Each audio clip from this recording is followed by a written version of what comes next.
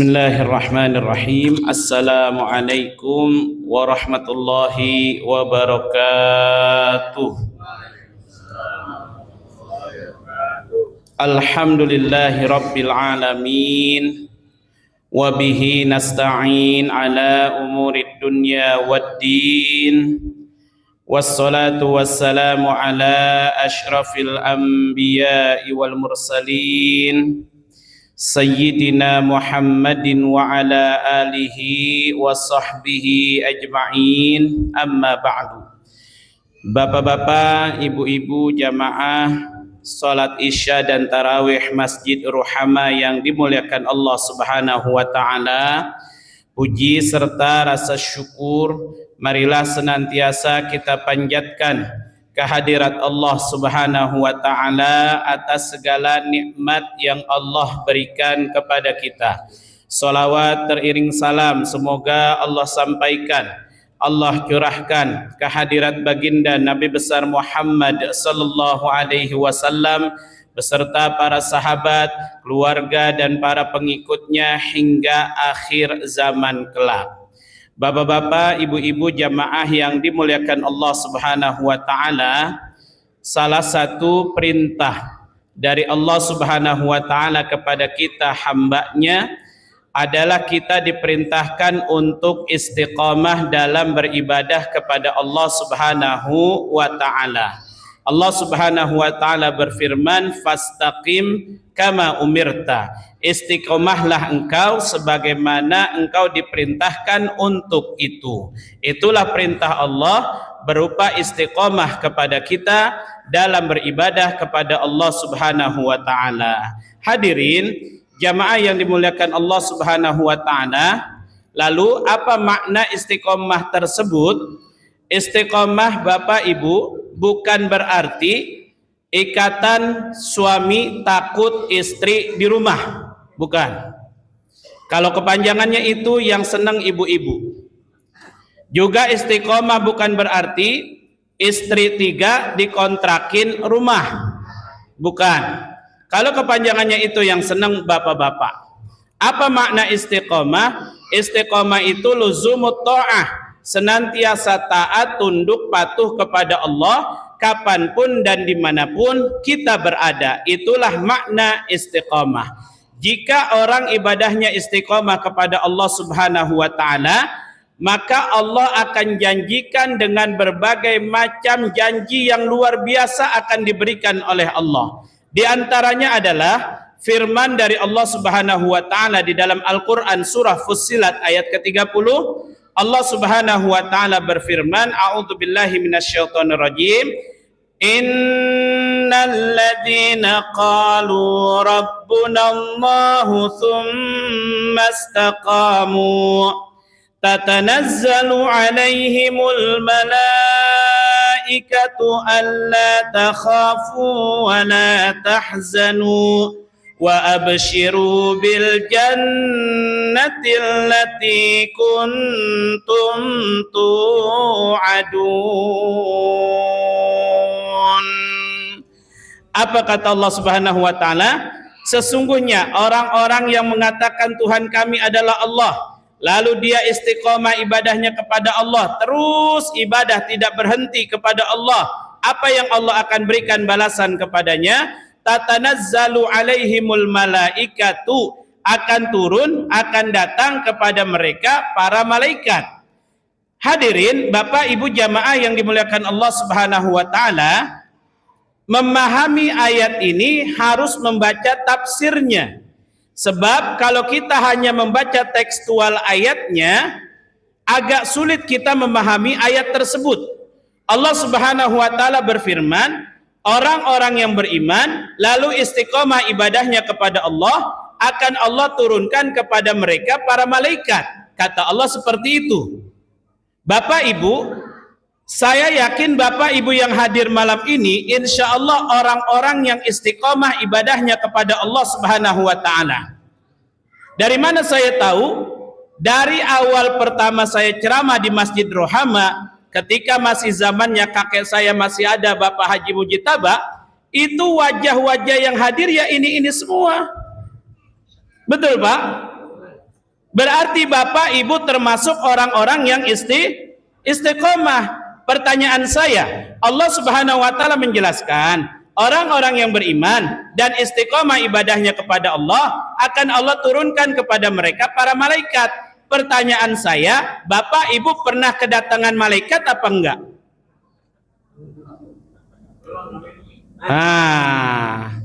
Pernah didatengin malaikat Bapak Ibu? Loh, kan Allah janji orang beriman, orang yang istiqomah nanti Allah turunkan kepada mereka para malaikat. Ternyata memahami ayat ini harus baca tafsirnya. Para ulama tafsir memberikan penjelasan, ayat ini akan terjadi kepada orang yang istiqomah dalam dua kesempatan. Kapan itu? Yang pertama, satu, indas sakrah, saat orang yang istiqomah tersebut menghadapi proses sakaratul maut. Inilah yang pertama. Ketika orang yang istiqomah menghadapi proses sakaratul mautnya, yang datang kepadanya bukan hanya malaikat pencabut nyawa, tapi ribuan malaikat akan datang mengiringi seraya mengucapkan, alla takhafu wala tahzanu, kamu jangan takut, kamu jangan sedih, surga sudah Allah siapkan untukmu. Subhanallah. Pak Bu, dalam keadaan ketakutan sakaratul maut, datang malaikat mengabarkan kegembiraan berupa surga. Kira-kira senang apa enggak? Senang Pak Bu. Enggak usah kabar surga Bapak Ibu. Maaf, bapak-bapak yang kerja dikasih kabar sama atasannya, THR turun tanggal 10. Seneng enggak? Masya Allah. Seneng banget. Padahal gajinya cuma 4 koma. Tanggal 4 udah koma. Tanggal 5 mati. Kan yang dekat sama mati koma, Pak. Itu aja seneng. Apalagi kalau malaikat datang berupa membawa kabar surga. Ini kesempatan yang pertama. Yang kedua, kapan itu kata para ulama tafsir? Yaitu indal bi'tsah. Saat mereka nanti akan dibangkitkan dari alam kuburnya. Hadirin, peristiwa kebangkitan dari alam kubur itu peristiwa yang juga kata Rasulullah sangat menakutkan. Dalam sebuah hadis riwayat Muslim, Rasulullah SAW menyampaikan, yub'atsu bani Adam ala ma mata alaihi. Seseorang akan dibangkitkan dari alam kuburnya dalam keadaan sama seperti keadaannya saat matinya. Jadi seseorang itu akan dibangkitkan dari alam kubur sama keadaannya seperti saat apa dia matinya. Mati terbagi menjadi dua. Ada su'ul khotimah, mati dalam keadaan buruk, maka dia nanti akan dibangkitkan dalam keadaan yang buruk, naudzubillah.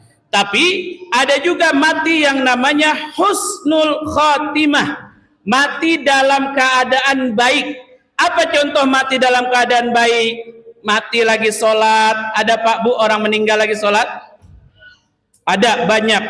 Yang meninggal lagi sujud, subhanallah, luar biasa banyak. Beberapa puluh tahun yang lalu ketika saya sholat dekat rumah di Baitul Ula, itu saya di saf ketiga. Di depan itu ada seorang jamaah yang imam sujud terakhir, kami makmum sujud terakhir, dan orang itu ikut sujud. Lalu imam tahiyat akhir, Allahu Akbar. Saya bangun untuk tahiyat akhir, ini depan saya nggak bangun-bangun, masih sujud saja, nggak bangun-bangun Pak.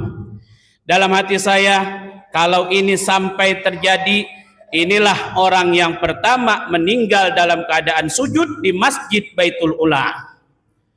Imam membaca tahiyat sampai selesai. Hati saya semakin berdebar-debar. Sampai saatnya imam mengucapkan Assalamualaikum warahmatullah ke kanan. Assalamualaikum warahmatullah ke kiri. Saya pun mengucapkan salam ke kanan dan ke kiri. Itu di depan saya masih sujud orang. Begitu selesai saya salam, saya maju ke depan, saya colek orang tersebut, ternyata bangun. Jadi lagi sujud, dia ketiduran. Saya kirain mati dalam keadaan sujud. Enggak jadi Pak Bu, Masya Allah. Maka orang yang istiqomah itu akan meninggal dalam keadaan husnul khatimah.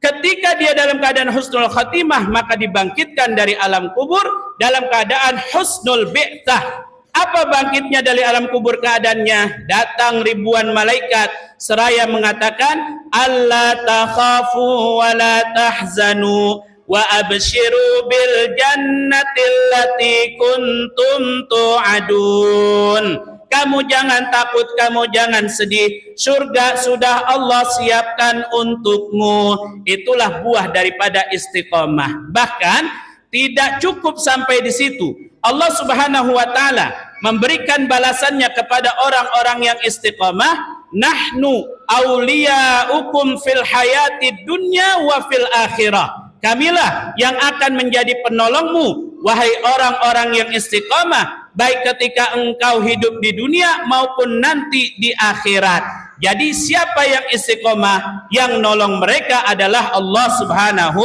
wa ta'ala. Bapak Ibu, kalau Allah mau menolong kita, selesailah semua urusan yang kita miliki, bereslah segala permasalahan yang kita hadapi. Allah lah sebaik-baiknya pemberi pertolongan. Kalau kita tidak minta tolong kepada Allah, maka rugi rasanya.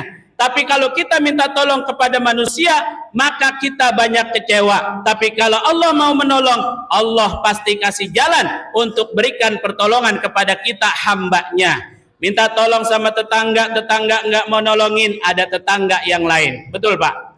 Minta tolong sama saudara, saudara nggak mau nolongin, ada saudara yang lain. Minta tolong sama teman, teman nggak mau nolongin, ada teman yang lain. Minta tolong sama istri, istri nggak mau nolongin, ada istri yang lain. Masya Allah. Ada istri tetangga Pak. Itulah buah daripada istiqomah. Makanya hadirin, saya mengajak diri saya, apalagi Ramadan ini, mohon maaf Bapak Ibu, saya perlu sampaikan dan saya mengkritik diri saya sendiri serta kita semuanya, karena banyak di antara kita ibadahnya yang gak istiqomah. Ini malam pertama Masjid Rohama tarawih jamaahnya sampai mana? Masya Allah, sampai luar. Bapak Ibu DKM yang biasa ke masjid nggak kebagian tempat gara-gara saking penuhnya. Ini malam 27 alhamdulillah ada kemajuan. Kita mah semangat ibadah banyakkan di awal. Bapak Ibu makan sahur malam pertama itu paling enak apa tidak? Iya, paling enak. Makanannya makanan enak Pak. Kita dimasakin sama istri makanan yang paling enak. Malam kedua insya Allah masih enak. Kenapa? Karena ngangetin sisa masakan malam pertama yang nggak habis. Nah sekarang malam ke-27 Pak Bu, dimasakin apa Bapak sahurnya sama istri? Indomie. Astagfirullah. Tuh kan gak istiqomah semangatnya namanya. Pertama daging, ayam segala macam. Udah malam 27 ketemu Indomie lagi, Masya Allah.